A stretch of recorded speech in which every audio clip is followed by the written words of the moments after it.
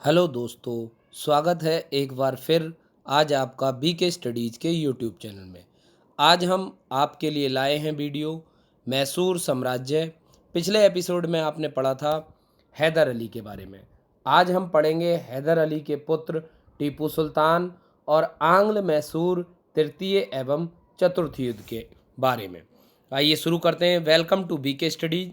देखिए, BK studies Rampur से YouTube channel आपके लिए लगातार विभिन्न टॉपिक के वीडियो लगातार ला रहा है ताकि आप अपनी स्टडी में निरंतर बने रहें।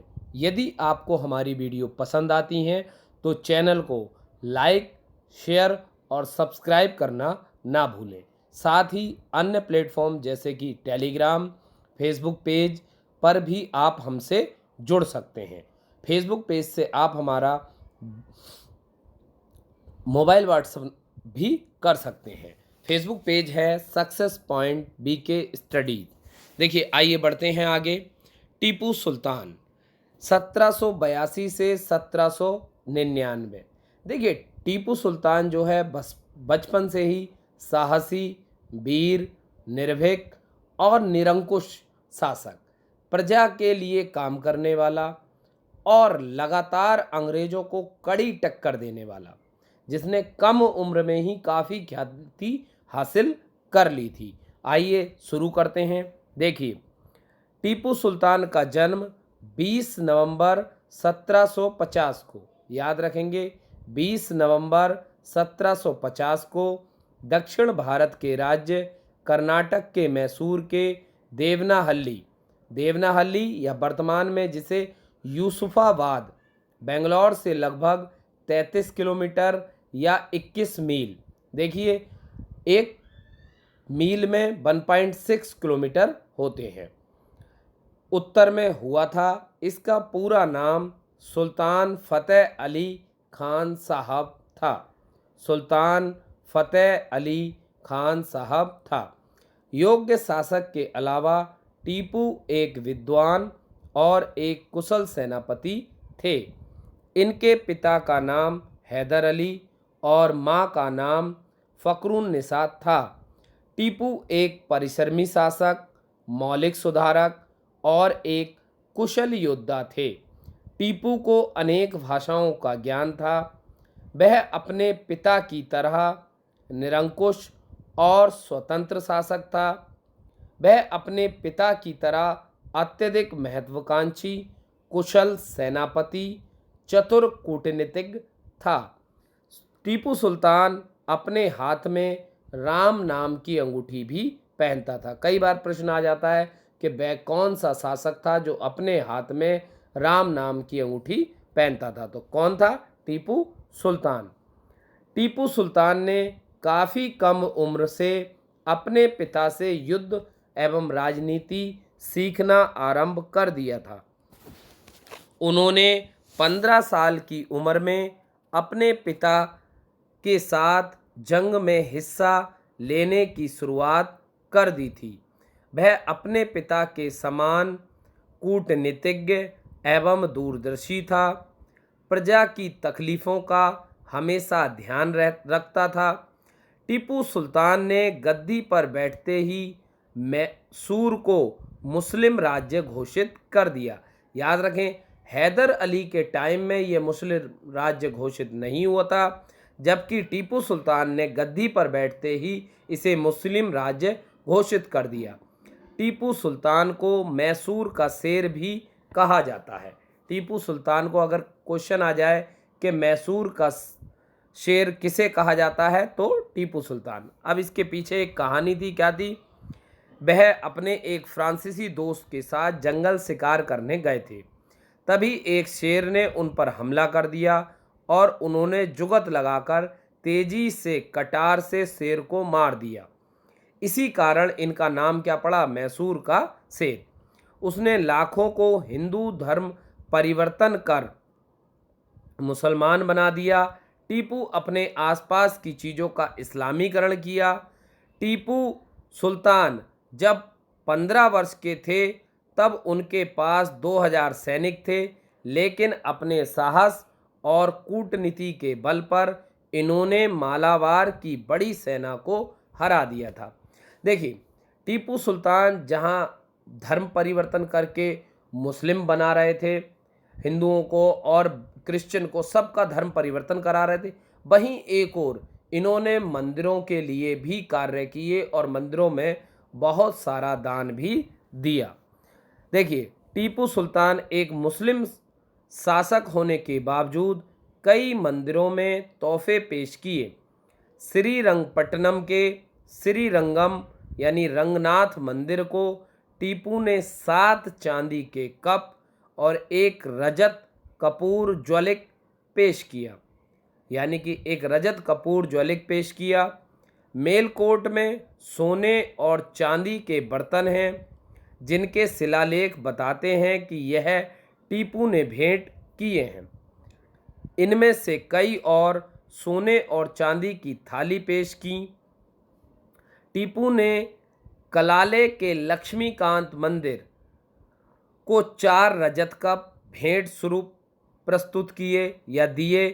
नंजदगुड़ के श्री कांतेश्वर मंदिर में टीपू का दिया हुआ एक रत्न जड़ित कप है।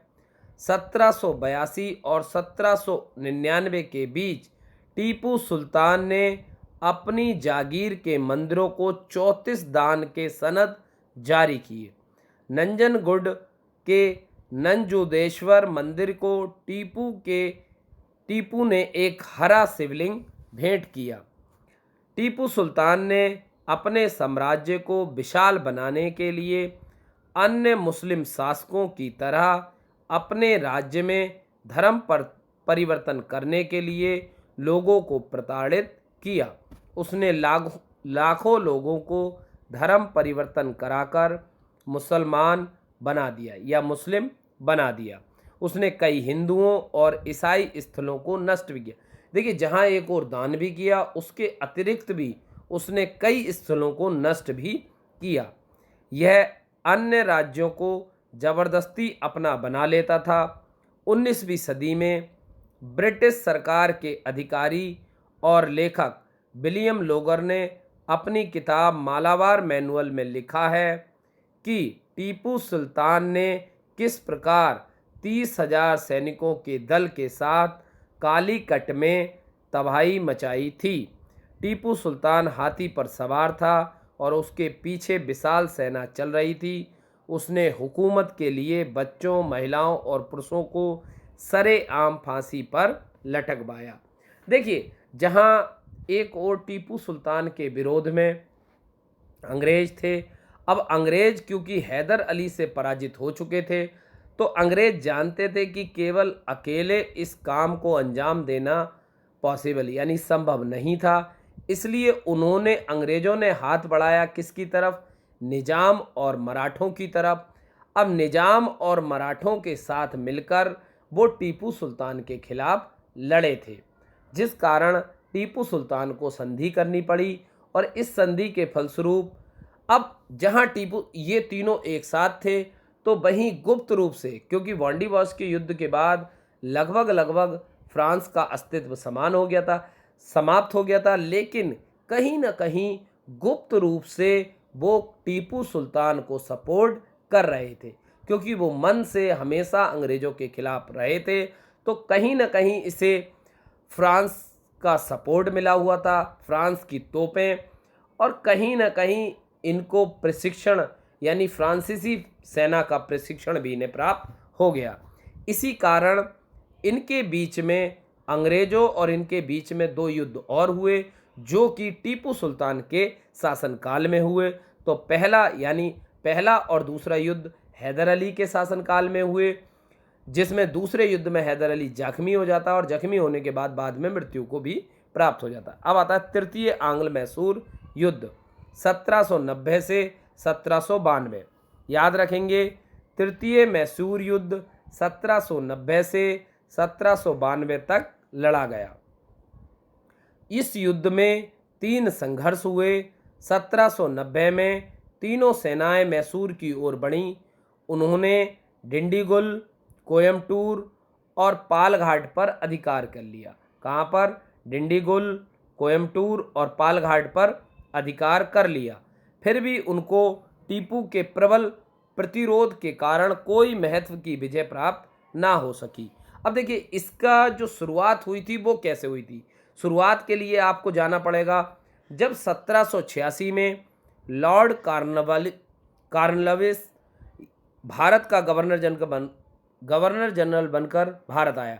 तो याद रखेंगे, लॉर्ड कॉर्नवालिस को भारत में सिविल सर्विस का जनक माना जाता है। ये भी एक प्रश्न आता है कि सिविल सर्विस का जनक कौन है, तो लॉर्ड कॉर्नवालिस। तो वह भारतीय राज्यों के आंतरिक मामलों में समर्थ नहीं था। इस समय की परिस्थिति को देखते हुए उसे हस्तक्षेप करना पड़ा। क्योंकि टीपू सुल्तान उसका शत्रु था, इसलिए उसने निजामों के साथ संधि कर ली। लॉर्ड कॉर्नवालिस ने दिसंबर 1790 में प्रारंभ हुए अभियान का नेतृत्व अपने हाथों में ले लिया। बेल्लौर और अंबर की ओर बढ़ते हुए कॉर्नवालिस ने मार्च 1791 में बंगाल पर अधिकार कर लिया और राजधानी रंगपट्टनम की ओर बढ़ा। लेकिन टीपू की रणकुशलता और भू ध्वंसक नीति के कारण अंग्रेजों को कुछ हासिल नहीं हो सका। लॉर्ड कॉर्नवालिस चाहता था कि उसके लिए टीपू के साथ लॉर्ड कॉर्नवालिस जानता था कि उसके लिए टीपू के साथ युद्ध अनिवार्य है, इसलिए वह महान शक्तियों के साथ मित्रता स्थापित करना चाहता था। उसने निजाम और मराठों के साथ मिलकर एक संधि कायम की और इस तरह तृतीय मैसूर युद्ध की शुरुआत हुई। 1792 में रंगपट्टनम की संधि के साथ युद्ध समाप्त हुआ। टीपू ने अपने राज्य का आधा हिस्सा और 30 लाख पाउंड अंग्रेजों को दे दिया। कुछ हिस्सा निजाम और मराठों को मिला। टीपू सुल्तान के राज्य की सीमा तुंगभद्रा तक चली गई थी। शेष हिस्सों पर अंग्रेजों का अधिकार रहा। टीपू सुल्तान को इस युद्ध में भारी क्षति उठानी पड़ी। लॉर्ड कॉर्नवालिस ने टीपू को कई पहाड़ी चौकियों पर टीपू की कई पहाड़ी चौकियों पर अधिकार कर लिया और 1792 में एक विशाल सेना लेकर श्रीरंगपट्टनम पर घेरा डाल दिया। राजधानी की बाह्य प्राचीरों पर शत्रुओं का अधिकार हो जाने पर टीपू ने आत्मसमर्पण कर दिया। इस संधि के अनुसार टीपू सुल्तान ने अपने 2 पुत्रों को बंधक के रूप में दिया और 3 करोड़ रुपए हर्जाने के रूप में दिए, जो 3 अंग्रेज, मराठा और निजाम ने आपस में बांट लिए। मराठों को वर्धा व कृष्णा नदियों और निजाम को कृष्णा नदियों के बीच के भूखंड मिले। साथ ही टीपू ने अपने राज्य का आधा भाग भी सौंप दिया, जिससे अंग्रेजों ने डिंडीगुल, बारामहल, कुर्ग और मालाबार को अपने अधिकार में कर लिया। अब आता है चतुर्थ आंग्ल मैसूर युद्ध 1799। प्रारंभ से ही टीपू सुल्तान एक अच्छे योद्धा थे, लेकिन अंग्रेजों के साथ युद्ध के समय भाग्य ने उनका साथ नहीं दिया। 33 वर्षों से मैसूर अंग्रेजों की प्रगति का मुख्य शत्रु बना था। चतुर्थ मैसूर युद्ध 1799 ईस्वी को लड़ा गया, जिससे अंग्रेजों को ब्रिटिश शक्ति की सेना के विकास का खर्च मैसूर पर पड़ा। टीपू सुल्तान की असफलता का मुख्य कारण देसी रियासत के राजाओं के संबंधों की कमी का होना था। 1798 में निजाम ने बेलेजली के साथ मिलकर सहायक संधि की और ये घोषणा कर दी कि मैसूर का कुछ हिस्सा मराठों को दिया जाए। इस तरह कूटनीति का इस्तेमाल करके मैसूर को अपने कब्जे में करने के लिए अंग्रेजों ने मैसूर का बंटवारा किया। इनमें से कुछ हिस्से अंग्रेजों को मिले और मराठों को उत्तर पश्चिम के कुछ प्रदेश दे दिए गए, लेकिन उसने लेने से इनकार कर दिया। बचा हुआ मैसूर राज्य हिंदू राजवंश के ही नाबालिग लड़के को दे दिया गया और उसके साथ अंग्रेजों ने एक संधि की। इस संधि के अनुसार मैसूर की सुरक्षा का भार अंग्रेजों पर आ गया। इससे अंग्रेजों को काफ़ी लाभ हुआ। मैसूर राज्य काफ़ी छोटा पड़ गया, कंपनी की शक्ति में काफ़ी वृद्धि हुई और एक दिन उसने संपूर्ण भारत पर अधिकार कर लिया। टीपू सुल्तान की मृत्यु 4 मई 1799 को हुई। टीपू की मृत्यु के बाद उसका सारा राज्य अंग्रेजों के हाथ में चला गया। धीरे धीरे पूरे भारत पर अंग्रेजों का अधिकार हो गया। अब देखते हैं टीपू सुल्तान का योगदान। टीपू सुल्तान ने अपने शासनकाल में नए सिक्के और कैलेंडर चलाए, साथ ही कई हथियारों के आविष्कार भी किए। देख सकते हैं ये टीपू सुल्तान के समय के सिक्के हैं।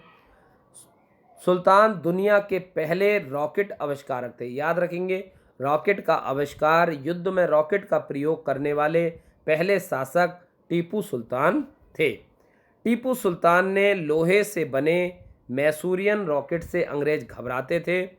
टीपू सुल्तान के इस हथियार ने भविष्य को नई संभावनाएं और कल्पनाओं की उड़ान दी। आज ये रॉकेट लंदन के म्यूजियम में रखे गए हैं। आज भी जो रॉकेट इस युद्ध में इस्तेमाल हुए थे वो लंदन के म्यूजियम में रखे गए हैं। अंग्रेज टीपू सुल्तान की मृत्यु के बाद उस रॉकेट को अपने साथ ले गए थे। टीपू सुल्तान ने अपने इस हथियारों का बेहतरीन इस्तेमाल करके कई युद्धों में जीत हासिल की। टीपू सुल्तान ने फ्रांसीसियों के प्रति अपनी निष्ठा कायम रखी। टीपू सुल्तान ने जैकोबियन क्लब की सदस्यता भी ग्रहण की थी। टीपू सुल्तान ने जैकोबियन क्लब की सदस्यता भी ग्रहण की थी, जिन्होंने टीपू सुल्तान के शासनकाल में अंग्रेजों के खिलाफ फ्रांसीसी, अफगानिस्तान के अमीर और तुर्की के सुल्तान जैसे सहयोगी ने सहायता कर उनका भरोसा जीता। अब देखें टीपू सुल्तान की धरोहर। तो टीपू सुल्तान की आप देख सकते हैं तलवार अभी तक है। टीपू सुल्तान की तलवार का वजन 7 किलो 400 ग्राम था। उनकी तलवार पर रत्न जड़ित बाग बना हुआ था। आप देख सकते हैं रत्न जड़ित बाग बना हुआ था। वहीं इस तलवार की कीमत 21 करोड़ के लगभग आंकी गई। टीपू सुल्तान के सभी हथियार अपने आप में कारीगरी का बेहतरीन उदाहरण हैं। टीपू सुल्तान की अंगूठी 18वीं सदी की सबसे विख्यात अंगूठी थी। इसका वजन 41.2 ग्राम था। इसकी नीलामी कीमत लगभग 1,45,000 पाउंड यानी करीब 14,287,665 रुपये में हुई। क्रिस्टी ने इसके बारे में उल्लेख किया, यह अद्भुत है कि एक मुस्लिम सम्राट ने हिंदू देवता के नाम वाली अंगूठी पहने हुए था। टीपू सुल्तान की राम नाम की अंगूठी को अंग्रेज उसके मरने के पश्चात अपने साथ ले गए। आंग्ल मैसूर संघर्ष एक नज़र में। प्रथम आंग्ल मैसूर 1767 से 1769। इस समय अंग्रेज गवर्नर वारेन हेस्टिंग तथा यह संधि मद्रास की संधि हैदर और अंग्रेजों के बीच खत्म हुई। द्वितीय युद्ध वारेन हेस्टिंग और हैदर अली के बीच किस संधि? मंगलौर की संधि के बीच खत्म हुआ, यानी मंगलौर की संधि के द्वारा ये खत्म हुआ। तो पहले याद रखेंगे मद्रास, दूसरी मंगलौर। अगला तृतीय 1790 से 1792 कॉर्नवालिस और टीपू सुल्तान और श्रीरंगपट्टनम की संधि के द्वारा समाप्त। चतुर्थ बेलेजली और टीपू के मध्य और टीपू की मृत्यु के साथ ही ये समाप्त हुआ। देखिए वीडियो हमारा कैसा लगा इस बारे में अपनी राय देना ना भूलें। साथ ही अब मेरे प्रश्न, टीपू सुल्तान की माता का क्या नाम था? टीपू सुल्तान की माता का क्या नाम था? और टीपू सुल्तान की तलवार का वजन क्या था? आप अपने ये दोनों उत्तर कमेंट बॉक्स में दे सकते हैं। आपको वीडियो कैसा लगा यह भी कमेंट बॉक्स में ज़रूर बताएं। साथ ही अगर वीडियो आपको पसंद आती है तो चैनल को लाइक और सब्सक्राइब करें और दोस्तों को शेयर करें। हमारे साथ बने रहने के लिए शुक्रिया, धन्यवाद।